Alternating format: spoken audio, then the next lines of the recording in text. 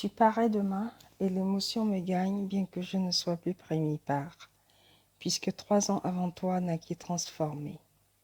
Elle représente le fruit de ma volonté de témoigner ma gratitude face à l'élan d'amour qu'on me manifeste dans l'épreuve de la maladie. Mais au-delà de tout, sa naissance m'a apporté la plénitude de la réalisation d'un rêve d'enfant. Enfin, je devenais écrivain.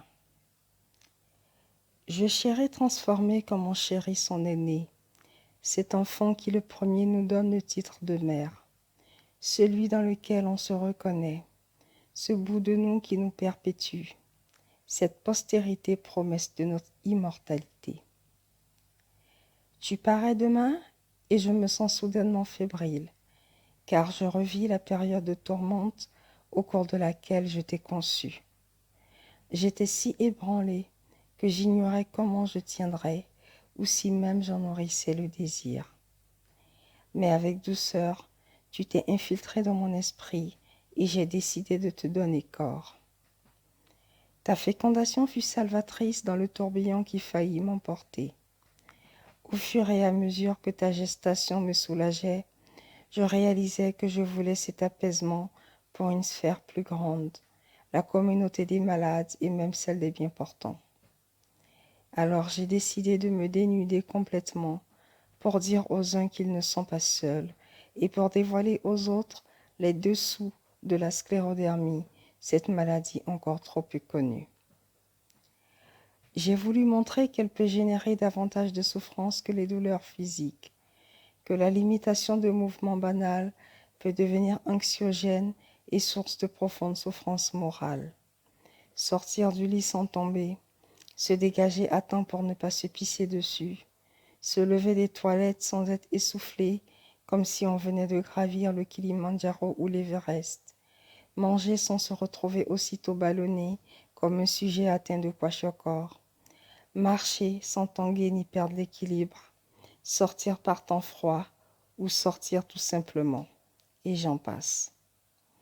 J'y ai expliqué pourquoi obtenir des services de soins d'hygiène ou de physiothérapie relève de la nécessité plutôt que d'une lubie. Comment pouvoir se faire livrer une crème hydratante ou cicatrisante en plein hiver peut être salutaire pour ses doigts ou orteils. Et pourquoi se rendre dans un pays chaud durant l'hiver québécois n'est pas un caprice, seulement un répit. Je t'ai conçu dans un élan de profond amour de soi et des autres, et j'ai consciemment décidé de faire de toi un outil de sensibilisation, une messagère. Cet enfant qu'on destine à une cause plus grande que la nôtre, cet enfant qu'on dédie aux autres, cette postérité qu'on voue à l'humanité. Transcender, davantage que ma voix, tu es mon cri du cœur pour réclamer le droit à une meilleure qualité de vie pour ceux que la maladie ou le handicap rendent vulnérables. Car nous sommes las de l'ersatz de vie que nous menons. Avant de mourir, nous voulons d'abord vivre dans la dignité. Je souhaite que tu remplisses la mission pour laquelle je t'ai enfanté. Du mieux que tu pourras, par l'information que tu apportes, suscite un plus grand désir de compréhension. Révèle les insoupçons des affres du handicap.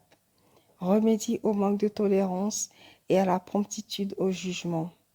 Éveille les consciences pour un meilleur accompagnement des personnes souffrantes.